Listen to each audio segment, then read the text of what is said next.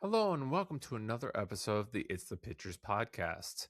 This is episode number 227, and I am your host, Max Colville. I'm joined once again by my co-host with the mostest, Evan Crean. Hi, Evan. Hey Max, I'm doing a little dance here. I love your new setup, by the way. I like how Thanks. your Yeah. whole background, your decorations and stuff looks really sharp. Thanks. Yeah. We were trying a lot to elevate the background as opposed to just being like a bunch of papers. And it's pretty good. So if you can see the whole thing, it's like you have the cinema books behind me. Mm-hmm. I dig it. So See your Lego Game Boy back there. You got a nice little sign for the show too. yeah. Little light box sign. You got a film slate. And those giant like bricks that like Netflix used to give us for like award season, they work great back there. You know, Yeah, like the Irishman back there, Power of the Dog. I'm using one of those as my monitor is sitting on top of it to like raise it up a little bit. I'm sure that's what they expected we'd use these as. Yep, just expensive paperweights. Like what's the word? What's the term? It's escaping me. Like you holding open a door, door Yeah, holder or yeah. Door whatever. stops. Door stop. That's what I was. Why couldn't I think of door stop? Well, outside of the new and improved background, we are coming at the end of summer already, Evan. It's hard to believe. I know it's depressing. I guess there's a few more hot days, summer days. I know Hmm. my family, minus me, went to the beach today because I'm not a beach person. So I enjoyed the cool embrace of my computer. Yeah, and the AC. I hear ya. Yes. I'm not the biggest fan of the beach either. I hate all the sand. I don't like the sand, but I do feel like I owe my kid a beach trip. We got to take her to the beach. So there'll probably be at least one beach trip in my future. And also, what happened at the end of the summer here since the last time we talked was that Spider Man Brand New Day happened. And Mm-hmm. Yep. yeah, that happened. It kind of destroyed everything with the I box know. office summer. No, it not only put you in the lead, which we knew it was gonna do, it like blew things out of the water.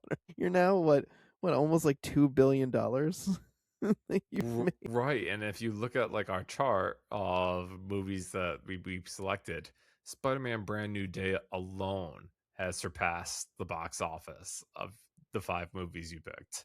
Yep. That is insane. The next closest thing on this list is the Odyssey. The Odyssey has made 500 million versus 785 from Spider-Man. Yeah, and I mean like I did some math when I was playing around with this earlier today, Evan, and I was like, oh, what would have needed to change? I was like, you need like if someone would have had to take Spider-Man first, and then the next person would have had to take like Odyssey and Toy Story 5, Mm-hmm. and then maybe it would have shuck down differently from there. Right. Yeah. Or it might have helped me if I picked Obsession or Backrooms, which did remarkably better at the box office than I think anyone was expecting them to. Yeah, so when I was putting this together, because I assume this is going to be the last time we report on this, because from here forward, Spider Man's going to keep on chugging along, I think, Right. until September. Mm-hmm. And my total's a little over 1.2 billion more than yours. Mm-hmm. So I think it's pretty safe to call it here. Yep. Tip my We hat to you. so I basically did our top 10, and Mortal Kombat 2 and Supergirl were the caboose, if you will. Mm-hmm. And everything else, pretty shook out pretty reasonable. And then you have, like we said earlier, Obsession and Backrooms were the big surprises this year, because who would have thought that Obsession would like outgross Minions and Monsters I know. I or know. Star Wars? And I think since the last time we recorded, I saw Obsession. I was like, this is a really good movie, so I understand why it's performing well, or has performed well, now that it's available to watch at home. Yeah. No, I'm glad you watched it, because I'd caught up with it too, and it is pretty entertaining, and I could see where like a lot of people would have conversation about it and have good word of mouth afterwards. Mm-hmm. For sure. pretty gnarly too, if I'm gonna be honest. There's some pretty gnarly stuff in there. Multiple times where I thought I was watching it. Right, and to go into our next news topic, Evan, after our summer box office game, is Mhm. kind of synergy because D23 happened this weekend, and Obsession star Indy Neveready was announced as Rogue in the new X-Men movie. So she joins a cast with Sadie Sink, who, since we're 3 weeks out, is Jean Grey.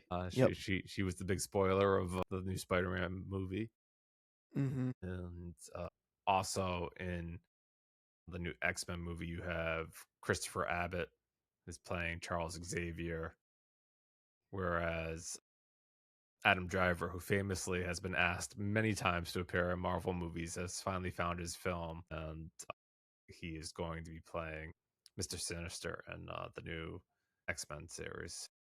Mhm. Yeah. Some interesting announcements. The Adam Driver one for sure, because he's turned down so many roles in the Marvel world. But I like Christopher Rabbit. I don't know if I see him as Professor X, but I guess that could be okay because he is quite a fine actor. Yeah, it's like it's when they had James McAvoy play Charles Xavier, that was a little odd too. It seems so much that they were like, well, Marvel's like, we just gotta keep having Patrick Stewart do it. As long as Hmm. Patrick Stewart's alive, he's Professor Xavier. Yeah, makes sense. Yeah, it looked like there were a ton of other sequels that were announced at D23, and I'm just like, how many movies and certain franchises do we need more of? Like we really need a Frozen 3, Zootopia 3. Coco 2 is one of the most puzzling ones to me. I love Coco. It's a great movie, but what else do you have to say? Right. Where else does that story go from there? I mean, Yeah. I guess they just want to keep on returning to these money makers. I mean, Mhm. it seemed to work just fine with Toy Story 5 and Inside Out too. So the more sequels Pixar can do, the better. But I guess on the other side of that, if Pixar never took the chances to begin with, you wouldn't have these franchises that you could make sequels off of. Agreed. Tangled live action, that was also a head scratcher to me. Love Tangled. Loved the TV show follow up to it. Thought that was really terrific. I continue to have zero desire to see these live action movies, but I don't know, perhaps I will end up seeing this one cuz my kid loves Tangled and Rapunzel. Well, at least we can reclaim Tangled without Zachary Levi. That's true. That's true. We can just forget about that guy. But yeah, the D23, that there was a lot of Disney stuff that was announced. I think if you go on your social media brand of choice, you'll see bootlegged videos of just about everything that happened there. I saw like some Star Wars Starfighter footage, that the new Star Wars movie, Ryan Gosling, that's come out next May, I think. Mhm. Apparently, they did a whole song and dance about Ryan Gosling there, Evan, and like they showed like him in Mickey Mouse Club first before coming out as Boy. like in Star Wars, and like, look how far he's come, and I'm sure he loves that. Yeah. It's come a long way since being in an episode of Are You Afraid of the Dark? I think he Yeah. was in one of those. All right. Speak about Ryan Gosling. Here's another good transition, right, Evan? I'm on Yeah, fire man. tonight. Just full of them today. There was news coming out of Variety just a few days ago that the sequel to Barbie 2, is in crisis, and that maybe Margot Robbie and Ryan Gosling and Greta Gerwig and company might not return to the Barbie franchise, and Mm-hmm. maybe that one Barbie movie was a one-off. Apparently, it stems from the fact that everyone's favorite CEO, David Zaslav of Warner Brothers, believes that everyone involved is asking for too much share of the pie when it comes Mm-hmm. to making a potential Barbie 2, and he's not interested. This guy's a freaking idiot. He drives me crazy. I'm just like, why is anyone letting him do anything anymore? He's just making the most boneheaded decisions. I was really surprised when I read this story that things were in such a tenuous position with this sequel, and that more specifically, if they don't get the ball rolling and get this project on wheels within the next 4 months, the rights revert back to Mattel. to make another Barbie movie, but Mattel then can't take any of this stuff that's been leveraged, and they'd have to completely reboot the franchise. And so that even more reason why. What the hell are you thinking, David Zaslav? We You had $1 billion plus movie. Why are you, trying to nickel and dime getting these people back together? Come on, man. No, I think this is also a story of like certainly boneheaded CEOs because I think like who benefits from leaking this negotiation out there? It's probably like David Zaslav who he thinks like maybe people will be angry at the stars and be like, oh, they should take a smaller cut so that like we get this movie made. But I don't think that that's how it's going to come across.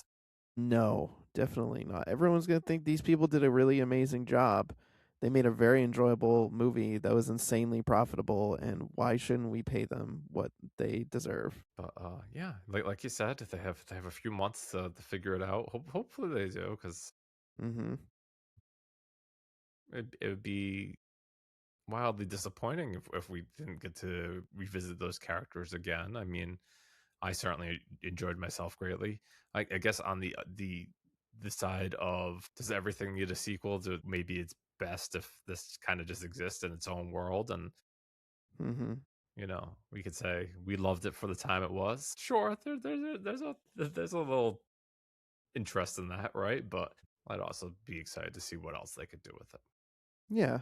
There would be they kind of left things in a place that could be pretty interesting if they, you know, move on and do a second one. Alrighty, I think that's gonna wrap up our news this week. Again, we Spider-Man, Barbie, and Disney. What else? What else? Big news could we talk about, right, Eva? I know. All the usual suspects Yep. stirring the pot. So when we were on last time with our guest, we talked about Batman, and I decided at the time that I was going to skip any mention of the fall festivals. At that time, we started getting full slates of what was going to be at Venice and Toronto, and for the most part, New York. Mhm. Since then, we've pretty much seen the full gamut of what these festivals are going to provide this year. Of course, the only one that we're still waiting for is Telluride, who famously does not announce their full slate until people are flying to Telluride because they're like that secrecy. Boy.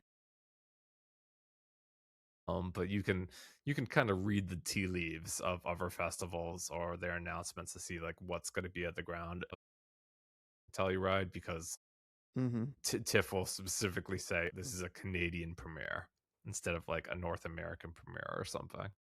Okay. That's interesting. Yeah, so that's how people can read the tea leaves of what's actually playing at Telluride early. Nice.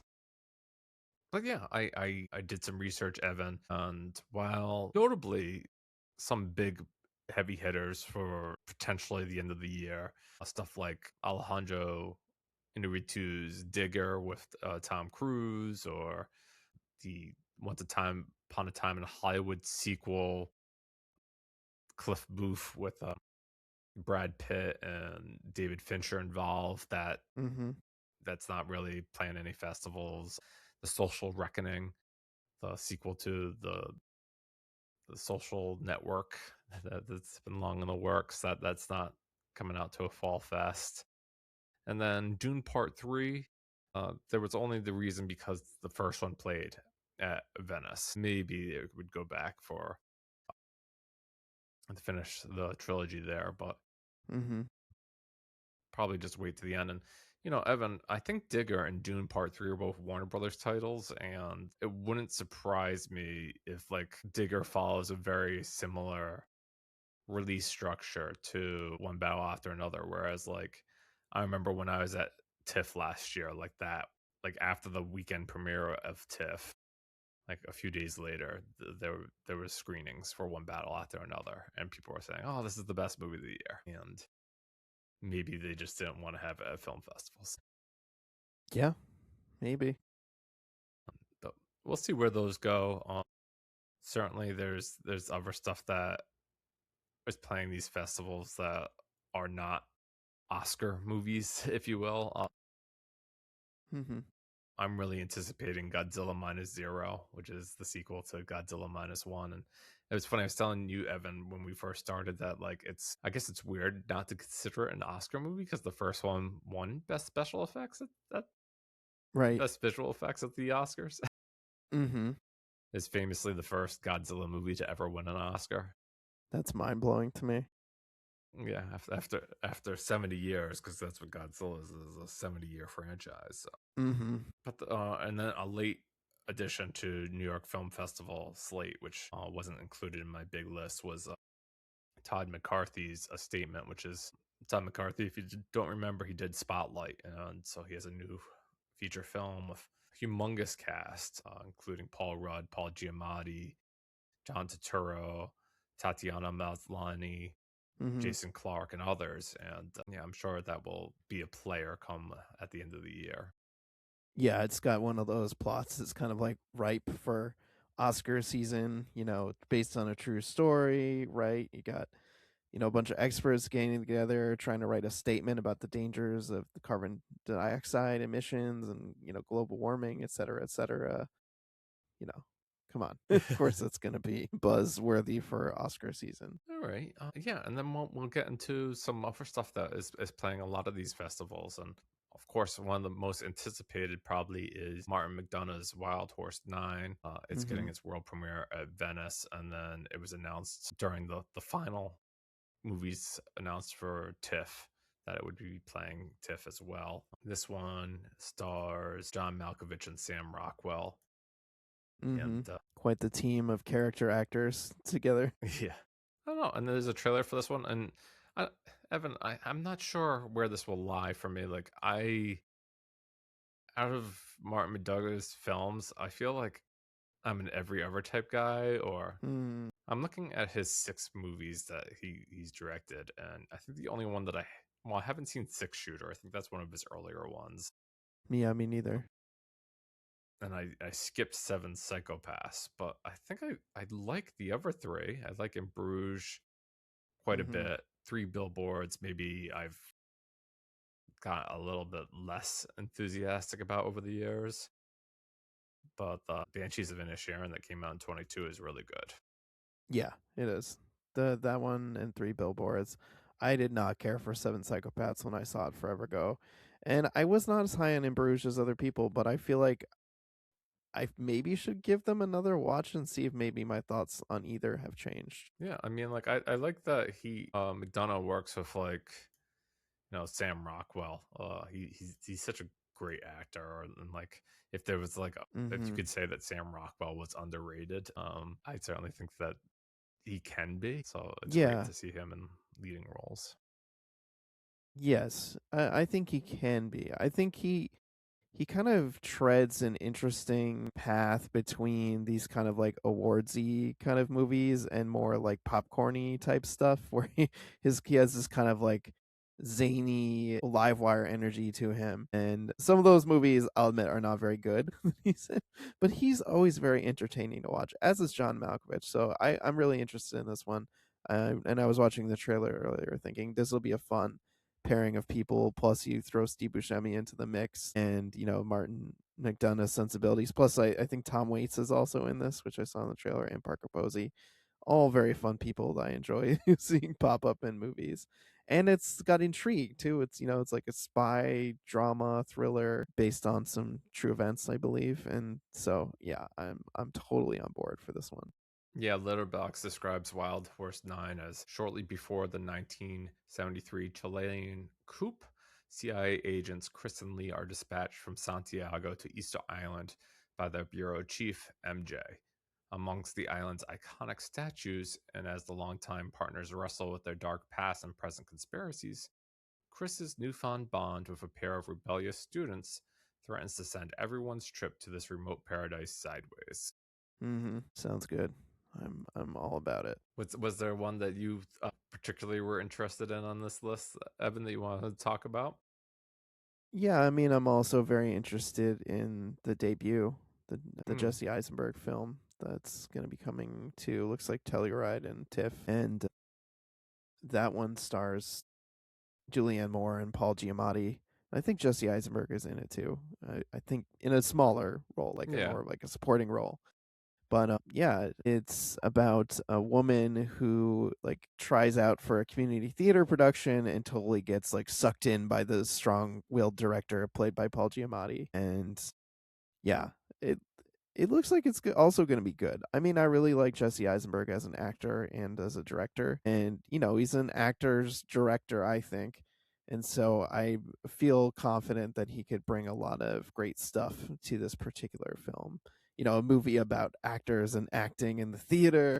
This is all kind of like his milieu. And so I love Paul Giamatti. I love Julianne Moore. And I'm sure they're going to be a strong combo in this particular movie. And I like a good like coming of age movie, for unconventional ages. People who can find themselves later in life through situations like this. Yeah, I mean, like, I thought Jesse Eisenberg's first movie was so disappointing that like I was kind of Really, like turned off like when he was ready to make like a second movie.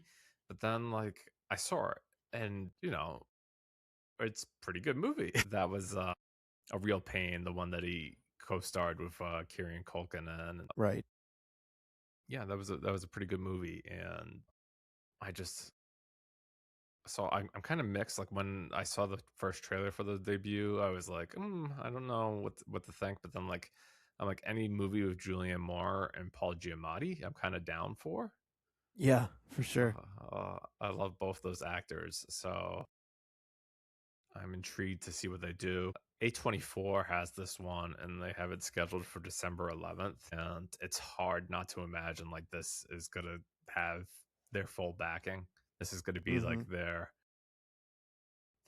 Marty Supreme for 2026, if you will. Because like I tried to think like the other day, Evan, and I know you'll talk about a little bit later. Is I was like, oh, will something like Tony, which has reviewed very well, kind of like last until award season? And I don't think it will, even if the Mm-hmm. movie is well received. So I think A24 will probably put all their eggs in this basket. Yeah, makes sense. But I hope they still push Tony a little bit. Yeah, going from there's a lot of other great movies. Opening the Venice Film Festival is Danny Boyle's latest film, Ink. I was looking at this one, Evan, and I don't really know how I feel about it. This one stars, I think, like Jack O'Connell, Guy Mm-hmm. Pearce, and Claire Foy, and I don't know how I feel about it. I need some more. I need some more to know if Ink Yeah. is going to Well, I be mean, any it's good or about not. Rupert Murdoch, right? Yeah. I mean, I like Danny Boyle. I think he's definitely one of my favorite directors. I enjoy his Hmm. movies. So when I saw this, I was like, okay, all right, I'm on board with this project. I mean, I'm sure it's gonna be juicy, right? You know, it's about like the tabloid news world. Rupert Murdoch like earlier in his career, and I feel like that could be good drama to mine. Hmm. Yeah. I don't know. But I haven't seen that many Danny Boyles. I look at his letterbox, Evan, and I'm like, oh, I didn't see the trans spottings, so those are kind of a blind side for me. I never saw mm, 127 hours. yeah, I've so 127 hours to give you an indication is the only time I recall in the theater seeing something that made me physically want to vomit. It's the only time I felt physically ill in a movie theater and was worried I might throw up from something. I should tell you something. I mean, I do feel like Danny Boyle likes to generally make kind of edgy films, and so that I feel like that was right up there. But maybe for me it was more just like the fact that it's based on a true story and I know that someone had to like do that to survive. Yeah, But yeah, I I I, I won- like him a lot. I wonder if that movie is much less interesting now, just considering it stars James Franco, and like how many James Franco movies does one need to watch at this in 2026? Yeah, it's true. I mean, it's also just reminding me, I think you and I had like a text conversation with like, speaking of gross people, like, was anyone surprised about the accusations that came out about Jared Leto? I know Right. I wasn't. Anyway, that's a far cry from Danny Boyle, but I'm certainly intrigued, even if I agree the plot details on this film seem a little scant right now. Yeah, that one's opening Venice, so it's getting that big starry treatment. Some of our movies that people have already gotten a chance to look at other festivals include Fjord, which is director Christian Mungiu's new feature. It won the Palme d'Or earlier this year at the Cannes Film Festival. Mm-hmm. It's presumably going to play Telluride. TIFF has announced that they have it. Not surprising. It's a neon release, as is all these Palme d'Or winners these days. Mm-hmm. Yep. I think Powell Pawlowski was with Fatherland. That was another the second, rather the third Sandra Huller movie this year. Because if you had, I think she was in this movie called Rose that was at the Bernal Film Festival, and then she's in this movie Fatherland, and Mm-hmm. of course Project Hail Mary. So yeah, she's in a lot, and I'm looking forward to that one. We'll see where that actually ends up. I think like, right now it's only like announced to be playing New York Film Festival, and New York Film Festival is kind of a interesting kind of thing, Evan. It kind of just takes a sampling of all the best films from all the different festivals over the year, as opposed to like really having big world premieres. Mm-hmm. Because famously, I guess this year they're going to have James Gray's Paper Tiger open for New York Film Festival. That's cool. Yeah, and that film also played the Cannes Film Festival earlier this year. Yeah. It's one of the ones I'm definitely interested in checking out. Adam Driver, Scarlett Johansson, Miles Teller. Involves some brothers running afoul of the Russian mafia. I would have loved any new James Gray movie that would come out until I saw Armageddon Time, because I did not like that at all, which is a shame because I enjoyed Ad Astra, even though recently he came out and said like the final released version is so far away from what he envisioned for that movie, Mm-hmm. which is strange because like I like the version that's out there, but I'd be interested in seeing his cut. Yeah. Which I guess leaves me at like the Lost City of Z is probably like my favorite James Gray movie. Is that possible? Probably because I like The Immigrant fine, and We Own the Night is fine. Yeah, probably Lost City of Z. It's probably my favorite James Gray movie. Mm. Okay. And I remember seeing We Own the Night a very long time ago. Gosh, I barely remember anything about it. It's almost like Evan. I almost feel like being in New England. It's like it's hard to not see Mark Wahlberg movies. You have to like actively make a decision not to see the movies because like they hype them up so much around here. It's true, although I have a pretty easy time lately. I feel like avoiding them. He's been in a couple of ones that just like went to Apple TV, and I'm like, I can easily skip right over that. I remember going to like, well, that's what it was. This movie, Deep Water Horizon, that came out like 10 years ago Mm-hmm. now, which is a bonkers. That was 10 years ago. I was like, this is. Seriously, I'm like, this is like the most boring action movie I've ever seen. yeah. Like, how do you make one of the most serious oil spills like, in history boring? Okay, what else do we have here? Let's pull up the notes. You got That's right. Behemoth. Yeah, let's talk about Behemoth. Behemoth, I think, is going to be the centerpiece film, or it's a spotlight film, because I think the centerpiece film is Godzilla, but it's also a big premiere screening at New York Film Festival. And this is Tony Gilroy's latest feature film. He more recently was involved with Andor, the Star Wars series that everyone seems to love. I thought the first season was kind of great and never caught up with the second one. I still need to see the second one. But yeah, Behemoth is his new movie after the last time he was behind the camera was for like The Bourne Legacy. It was 2012, which seems like Whoa, it's ages been ago. that long. Yeah, Jeez Louise, I cannot believe that. but this one is it stars Pedro Pascal, who's seemingly everywhere these days, and there's a trailer out there for this if you want to check more into it, but it's about a gifted cellist, Alex Syrian, who returns home to Los Angeles, after 20 years on the road, music, which has been the constant, all consuming river of his life, begins to carry Alex on an adventure that will change him forever. Co starring of Pedro Pascal is also Olivia Wilde, Ava Victor, Will Arnett, Hank Azaria, and many others. Mm-hmm. Matthew Lillard, I see. Not someone I expect to pop up in a movie like this, but cool. I like Matthew Lillard. Yeah, when I saw the trailer for this, it's hard not to like see like the classical musician struggling type thing, and like think of the movie Tar that came out a few years ago of Kate Blanchett. Mm-hmm. I hope that this is different than that. I certainly assume it should be. Well, yeah, if it doesn't involve like sexual harassment, right? Yeah. That's an easy start, right? Well, what do you think about Pedro Pascal here, though? This is a pretty fascinating role for him. I wouldn't say like he's been in a position where like he's really headlining a movie lately.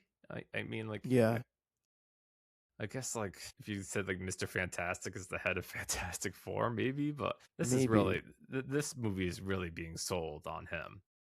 And Right. Yeah, he's generally either in stuff that's kind of like, Mandalorian or Last of Us, where he's front and center, but it's kind of like he's part of like a moving franchise with a lot of different parts, or he's kind of a supporting player in some other thing. But it's not, like you said, it's not a lot of situations where he's like headlining a drama where it's like, okay, this is gonna be serious. We're just gonna focus heavily on Pedro Pascal and his like acting. yeah, there's nowhere to hide here. There's no big IP to hide behind. If it was Star Wars or Marvel or DC or what have you, this is gonna Mm-hmm. be like Pedro Pascal front and center, and so we'll see how it ultimately goes. I mean, if we're here talking about these movies and how they're going to go into future award season nonsense, I guess Digger Tom Cruise seems like the surest bet to be in the conversation, right? How they've built that up. Have you seen that campaign? No, I haven't. It is the most like obnoxious thing I've ever seen. Where like I think they had a trailer for it where they showed like all of Tom Cruise's other movies Mm-hmm. before they showed footage of Digger to build it up like this should be like a career like achievement award, if nothing else. Did they show the clip from Tropic Thunder where he says to like literally turn around and fuck your own face? No, they didn't show that one. Damn, that's a shame. No, I when I saw that trailer, I was like, this is obnoxious. That sounds really obnoxious. And like I thought like I think the closest for me that Tom Cruise has ever come to like deserving like a best actor performance was probably Magnolia. I love him in that movie. But Trying to yeah, think if I have a Tom Cruise best actor. I mean, I liked him in some of his earlier stuff. Like I really liked him in movies like Rain Man and Days of Thunder. What other festival movies are you interested in? well, we talked about a little bit before we started, and excuse me, this sneeze, which was Lance Oppenheim's Primetime. Yes. And this is Robert Pattinson playing Chris Hansen, who is famously known for putting on Dateline NBC's How to Catch a Predator. Mm-hmm. Yep. And the premise of the show was like they hired actors to pretend like they were underage children and to catch Right. sexual predators in the act. Yeah, they'd like set them up on like, oh, come over to my house, and then they'd be waiting there with the cameras, and Chris Hansen would pop up and say, "What did you think would happen here today?" Yeah, and then I guess there was a documentary that came out last year. Even Evan, it's called like I think it was just called Predators or something. Mm-hmm. And it, that one is a real documentary of the show and everything that went into it. And that was pretty fascinating. I guess I wonder how this will come across with Robert Pattinson playing that role. Yeah, me too. I've come to really like Robert Pattinson. I think there's an intensity to him that is really engaging, and I'm just like seeing the photos of him as Chris Hansen, and I'm like, I'm watching the trailer. It's like on mute right now, but he's got like there's like magnetism there that I think could be really compelling. I'm like seeing this getting really big like Nightcrawler vibes right now. It also has Merritt Weaver, who I think is so good, and I was really excited to see that she's also involved in this project. Yeah, I think like Phoebe Bridgers is in this too, and I mentioned her because her new album came out this weekend, and Hmm. I love her work. But it's just like that's so odd. Yeah, there's some odd ones like Alex Winter from Bill and Ted is in Yeah. this. Creed Bratton from The Office, definitely Tony Revolori. I'm just like, whoa, there are some Anna Faris. Man, there's some interesting people in here. All right. As we move away from primetime, Evan, have you seen the trailer for the new movie I Play Rocky? No, I've seen a lot of the like promotional art of the lead actor like running as Rocky and having was it Jay Duplass hanging out the side like shooting him as he's running from like a van. Yeah, and you know what? Like this is being directed by Peter Farley, who directed Green Book, as in addition to a number of Rhode Island themed I movies. mean, yeah, like Dumb and Dumber and Kingpin and all those raunchy comedies of the 90s. Yeah. So on paper, I should hate this, but I watched Mhm. this trailer, Evan, and I was like, I strangely want to see this. Yeah. I I was want to like, cuz I love Rocky and Sylvester Stallone, and it's such an underdog story. Like how can you not root for him knowing what he went through in real life? Like the blood, sweat and tears he put into getting this made and starring in it himself. yeah, well, that's what this movie's all about, right? It's like, Yeah. and I was thinking to myself, like, I think Paramount a few years ago did a series on like the making of The Godfather and everything that went into that production. And I'm like, Mhm. that should have been something that I wanted to see, but like, I never really tuned in or cared. But I'm like, yeah, this, I don't know. I feel like I want to watch how Rocky was made. Yeah, me too. I keep wondering if they include the bit about Henry Winkler helping Sylvester Stallone get this made. Or I've heard that Sylvester Stallone was so broke he had to sell his dog at the time, Yeah. which is like super sad. He ended up getting his dog back later, listeners. It's okay. But like, you've fallen on hard times when you have to like give up your dog. Yeah, so that's I Play Rocky. I think that's an Amazon Yeah, studio release. MGM. Yeah. Hmm. Some other ones that I had down on this list, Evan, that I'm interested in seeing is Tender Love and Care, which is confirmed for TIFF. Director Mike Leigh has confirmed that this is probably his last directorial movie due to his poor health. Oh, that's a shame. So I'm pretty intrigued to see this one. He had been like a blind spot for me over the years because like I hadn't seen too many of his movies, but I've been slowly seeing more of them throughout the last 2 or 3 years, and I've really enjoyed what I've seen. So I'm looking forward to that. Hirokazu Koreeda has his second film of the year. After a sheep in the box played the Cannes Film Festival, here comes his live action adaptation of the Japanese manga Look Back. Not only has this been a manga, but it's been a successful anime movie too. So this is just the third iteration of this story. I saw the anime movie, so I'm pretty familiar with it. Where it's two young women who find themselves in writing manga and chasing after each other with their stories. Sounds So, interesting. oh yeah, the anime movie is really good. If you haven't got a chance to see that, it's well worth the time. The other one playing Venice, and probably playing too late at TIFF for me to see it when I'm there, is Lee Chang-dung's Possible Love. This is his first movie since Burning, like 8 years ago, Wow. which Burning I thought was terrific. Me too. Excellent film.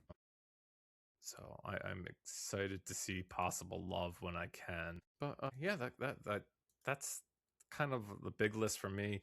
Evan, I saw some other ones on here, like Sean Hayter's Being Human, which is opening TIFF. This is Sean Hmm. Hayter's first film since her Oscar-winning Coda.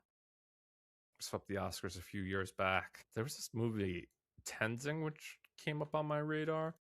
which I hadn't heard of before, but it's a Apple TV Plus movie, Mm-hmm. and Yeah, with like Tom, with yeah, Willem Dafoe and Tom Hiddleston. It's about climbing Everest, right? The first guy to reach the summit of Everest. yeah, I think so. So that seemed pretty interesting to me. Mm-hmm. And I guess notably, Evan, like a lot of the big players for like Netflix didn't really show up around.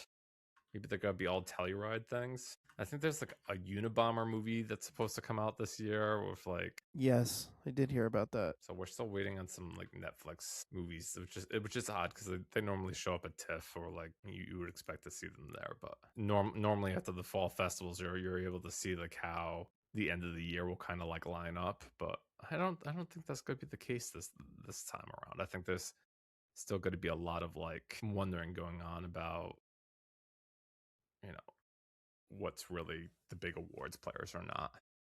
Mm-hmm. Yeah, I agree with you. It's not as clear cut this year, I don't think. This was another one I missed on the list, which is the new movie from the Drive My Car director Ryusuke Hamaguchi. His movie All of a Sudden is going to be playing at TIFF. Oof, it's a long one, 196 minutes. That is long. For you, Evan, is there a movie among all these that is top tier for you going into the fall, or are you just like go roll with the punches and see them as they come? Yeah, I mean, I'll probably roll with the punches and see them as I come. I think of the list we've talked about, Wild Horse 9 and the debut are probably toward the top, with Prime Time and Paper Tiger being in the mix. There was another one. There was a letterbox list that you had sent me that also had The Only Living Pickpocket in New York on it, which I am very interested in seeing because I love John Turturro and Juan Carlo Esposito is in, Tatiana Maslany, Jamie Lee Curtis, some really excellent people, and it's directed by Noah Sagan, who is one of Ryan Johnson's frequent collaborators, and I really like him, so I'm excited about that one. Yeah, I think I saw like a t-shirt company that used to use Super Yaki that they're making a hat in collaboration with that movie, and it's just gonna be it says like on the hat 90-minute movie because there's something to be said about a really good 90-minute movie. Mm-hmm. Absolutely. You know me, I'm all about a really good 90-minute movie. All right, well, we'll see how things shake out over the fall festivals as they come down the pipeline here, and looking forward to watching quite a few of these as the season goes along. Mm-hmm. And Max, did you say you're going to TIFF again this year? Yeah, I do have plans to go. It's going to be a shorter trip this year. I'm only going for like 4 or 5 days as opposed to like staying. I think like last year I stayed through like to like Tuesday afternoon or something. And Mm-hmm. famously, TIFF kind of like does all its world premieres during the first weekend, and then like the Monday, Tuesday, Wednesday is when they kind of bring over some of the films that premiered at Venice. So that way, they still give Venice like that, like here Venice is the first place you can see these, but then like also show some of them to the Toronto audience. Mm-hmm. So yeah, I'll see a few of them. We'll see ultimately how it goes and what I get to see. But I'm excited once again. Yeah. Looking forward to hearing your reports. Okay, before we get to what we've been watching, and Evan and I will talk about the new Spider-Man movie, and Evan will share some thoughts on Tony, which we talked about briefly earlier. We're going to pause for some station identification. You've been listening to the It's the Pictures podcast. You can always subscribe to us, like us, 5 stars, and we're available on Spotify, Apple Music, YouTube, pretty much anywhere where you are getting your podcast these days. You can hear us. If you'd like to see more of what's going on with the podcast or an extension of the podcast, you can always follow the newsletter at www.itsthepictures.com. Over there, I recently did a review of Cookie Queens, the new documentary on the Girl Scouts, and it covers Mm-hmm. 4 different Girl Scouts as they go through cookie season and everything that goes into it, including selling cookies, buying cookies, and surviving cookies. No, it's a pretty cute documentary, and I enjoyed it quite a bit when I watched it. My reviews up there, as well as my more recent review of Teenage Sex and Death at Camp Miasma, the new Julian Schoenberg. That's on the website as well. If you'd like to follow me on social media, the best place is probably Blue Sky these days at maxcoville.com, or search me Max Coville. You can find the podcast at It's the Pick Pod or it's the pictures.bsky.social. We have a letterbox. We have an Instagram. You can follow us there as well. Um, if you want shorts of these episodes, YouTube Shorts is where I put them. Go ahead and subscribe to that channel, and you can get the shorts and follow along there. Evan, where can they find you? Well, you can find me, listeners, every week over at Spoiler Piece Theater, the weekly film review podcast, where I talk about movies with Dave Riedel. You can also follow me on social media, and let's see, where am I? I'm on Threads, Blue Sky, Instagram. Still have a Twitter, never really post there, and Letterboxd, and you can find me there as Real Recon. That's real as in film real. All right, awesome. Evan, I've done a lot of talking, and I'd love to hear what you thought about the new movie from A24, Tony. Sure, yeah. I got to see Tony at one of those really fun industry screenings that they were doing. Mm, So, listeners, they're doing screenings of the film Tony, which is a biopic about Anthony Bourdain, and they were doing screenings across the country that were open to folks who work in the restaurant industry. So that was a really fun part of it for me, is getting to see it with folks in the restaurant industry. And then at various cities around the country, they had like celebrity chefs and people coming to do intros.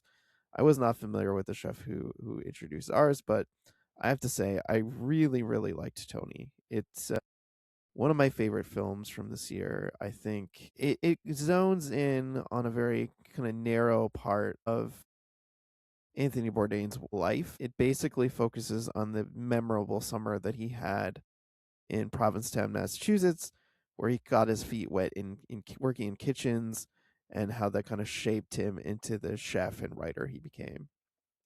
And writer director Matt Johnson, who I believe he also worked on the Blackberry film, if I'm yeah, he remembering did. correctly. And so yeah, I think he's super smart at just kind of zoning in on this specific period in Anthony Bourdain's life. And it's, he there's a quote I think at the opening of the film from Anthony Bourdain where he talks about how at this period in his life he was a something with respect of an irresponsible louse in need of a good ass kicking. And I think that's a perfect opening to the film, because you really see young Anthony Bourdain, who was going by Tony at the time, and that's kind of like one of the through lines throughout the film. He's a guy, a very flawed guy with delusions of grandeur, who has a big mouth and is always writing, checks with his mouth that his body can't cash. And so he's a very messy guy, but he also still feels very believable in a way that you can root for, and you get to see throughout the film kind of sparks of this intelligence and talent that you would see from him later in his life. And Dominic Sessa, who you may remember from The Holdovers, plays Anthony Bourdain in the film, and I think he does so very convincingly and sympathetically, even though there are times where you're like, yeah, this guy could use a good ass kicking. But I think, what I was really surprised by were the film's supporting performances, particularly Antonio Banderas, who plays the kind of chef who takes, young Anthony Bourdain under his wing and is showing him the ropes. He gives him a job and is kind of seafood restaurant that's kind of like a very like fast foody kind of like unglamorous kitchen. And he's really really excellent and very understated in a way that he really melts into the role. And so I was very impressed with him. I was also really impressed by Leo Woodall, who plays one of the other people working in the kitchen, who befriends Anthony Bourdain, and he's very very charming, despite the fact that his character is a gigantic a-hole. He's like doing drugs, like having sex with underage girls. Like he's the kind of guy you should not really like, but somehow he makes that guy very likable. So there's great music choices. There's this very kind of foreboding score that's kind of like riding throughout the film, fun 1970s atmosphere, costumes. It also takes place in Provincetown and is shot in Provincetown, which is one of my favorite places to go. And so yeah, I got sucked right into this movie, and I just thought it was terrific. And was so happy to see it, and I hope you get a chance to see it too, Max. And I'll be curious to hear what you think.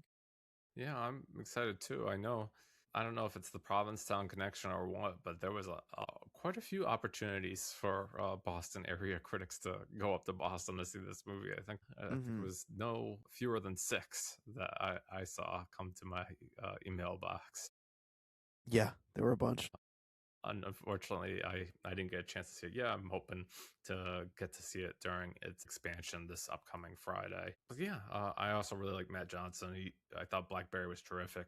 He had his another movie that just came out on Hulu, which is Nirvana the band, the the show, the movie, or something like that. Hmm. And it's based off of a Canadian comedy show, and that also was dropped on Hulu at the same time. So if you haven't seen that stuff, it's pretty funny.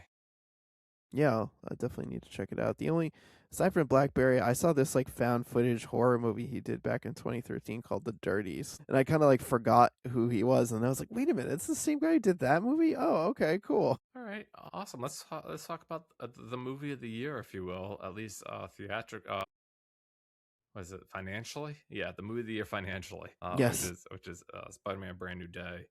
This is the I don't know. They say it's the fourth Spider-Man movie in the Tom Holland Spider-Man universe, but like this has got to be what I don't know the sixth, maybe ninth or tenth Spider-Man movie overall. This one takes place immediately following the last one, where nobody knows who Spider Man is. They've gotten their minds erased. So he's no longer with MJ, he's no longer with his best friend. He Uh-huh. just kind of lives to fight crime. And that is doing something to him. And he doesn't know what it is exactly, but it's making his arachnoid genes overpower his human genes, a Hmm. la David Cronenberg's The Fly, where he finds himself turning into more spider than human. And he has to find a solution for that. So he reaches out to some old friends, including Bruce Banner, the Hulk, played by Mark Ruffalo, and Yeah. Who some somehow other doesn't guests. know him. Right, Yeah, because the spell. No one yeah, the remembers spell. who Spider. Yeah, so no one knows who he is, but I guess like maybe he's made new friends of Black Widow, right? Because like he knows like Black Widow kind of knows like Spider Man, or Yeah, maybe he I reaches mean, out. did I miss a memo when we started calling Florence Pugh Black Widow? Did I miss a part where she took over the mantle of Black Widow at some point between these movies? Because I thought it was strange that they just started calling her Black Widow in this. I think it's just assumed. I'm with you. Like I didn't catch like where she took this mantle over, or like she became Widow, and like I just saw the new Avengers movie or Thunderbolts, if you whatever you want to call it, and Yeah. like I don't think she was Black Widow then. No, she wasn't. So, Anyway, that's a minor quibble, but it's something I noted while watching the movie. but yeah. Meanwhile, Spider Man is facing this villain they doesn't know how to fight, who has this strange ability to seemingly teleport from body to body, Yeah, and he just doesn't know what to do to stop this. right. But he teams up with the Punisher, Yeah, that's right. The John Punisher's in there Bernthal. too. And yeah, they try to stop his friends from getting attacked by this villain.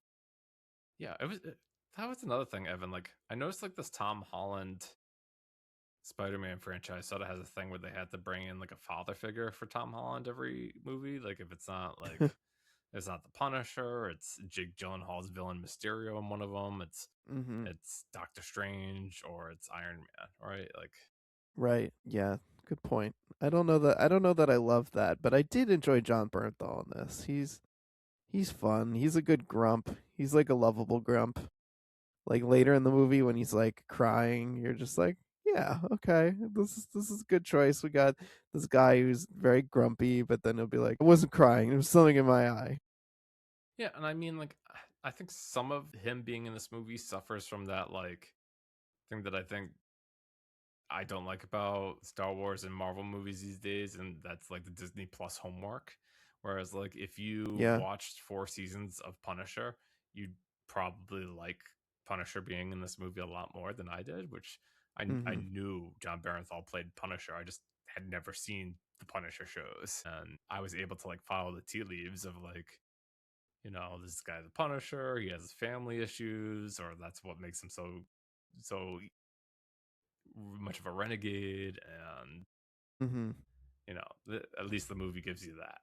But Yeah. Well, what'd you think overall of the movie? I think I think I enjoyed it. I think like, and I wrote my review. The thing that I didn't like is that so much of it is used as a springboard for X Men. Yep. Ding ding ding ding. That's my major critique of this movie too. It's like I thought we were watching a Spider-Man movie. Why can't I just watch a movie about what Spider-Man's up to, not just a movie that feels largely like set up for another movie or another franchise? Like that feels very un-Spider-Man of it. Yeah, right. Because I alluded to earlier, like Spider Man is trying to suppress the, this mutation inside of him of a spider. Mhm. So being the super genius that he is, he comes up with this idea to like kind of make a device to stop mutations. And I'm like, Yeah. well, that device isn't going to get into the wrong hands for the next X-Men movie. Yeah, of course not. One of my other beefs with this movie is the fact that Hulk is even in it at all. I feel like you could chop him out of the movie almost entirely and still have a better, shorter movie because this device that he invents, he gets inspiration from the Hulk, but I feel like Peter Parker is a smart enough guy, he could have just invented it on his own. Like he wouldn't have needed the help of having to like go to Dr. Banner and ask him some questions and then have to like have the Hulk be involved. I feel like you could lift that Well, entirely out of the movie. Well, Evan, I agree with you fully because if you go back to that scene where they meet in the movie, it's very much like Peter Parker's almost like talking in circles. Like he Right. knows what he has to do. He doesn't get like information from Bruce Banner. Mhm. He's like, oh, that's pretty clever. What if I do XYZ instead? Right, exactly. He's talking through it himself and really only seems to exist for him to be like, "You're not really a student here, are you?" Whatever the alias is that he pretends to be. Yeah. Ned, you're not really a student here, Ned, are you? Just feels silly. I think the Jean Grey stuff is compelling enough on its own since you said Jean Grey earlier. I think that part of the movie is compelling enough on its own. Yeah, and Evan, I don't know. Like, do I think like knowing who Sadie Sink was going to be playing before this movie would have taken away from it? I don't think so at all. I mean, obviously, because everyone knew that she was going to be playing Jean Grey 3 or 4 Mhm. days before the movie came out. Because Yeah. Ryan Reynolds, yeah, spill the beans.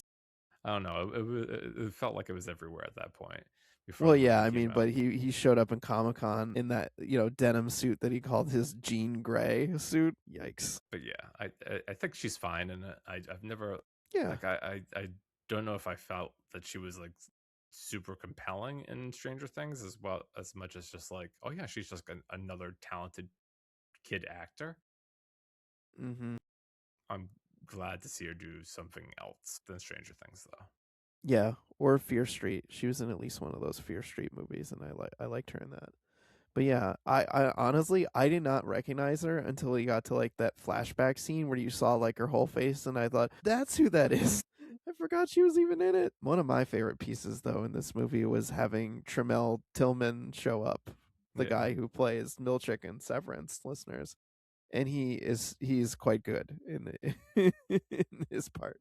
I think he's quite good in like almost everything I see them in. Evan, though, like even like Mhm. he's in the last Mission Impossible movie for like 10 minutes, and I'm Mhm. like, he's really good there too. I believe it. He's one of those up and coming people that I want to see in way more things. All right, yeah. So I guess we're both mixed on Brand New Day as a movie, or Yeah, I was like, it's all right. Like it's serviceable, but was getting bored at the end. I started looking at my watch. Like, God, is this movie still going? Jeez Louise, tighten it up, people. well, all right. I think that wraps it up for this episode of the It's the Pictures podcast. It'll be maybe the next episode. We'll see where that one falls. I know I'll be heading out to Toronto soon as well, so Hmm. being having coverage from there. But we'll see how it lines up, and I'm looking forward to the fall movie slate. Anyways, Evan, Hmm. Yeah, lots of cool movies coming out. yeah. Very exciting times. All right, everyone. Thanks for listening once again, and we'll talk to you soon. Later.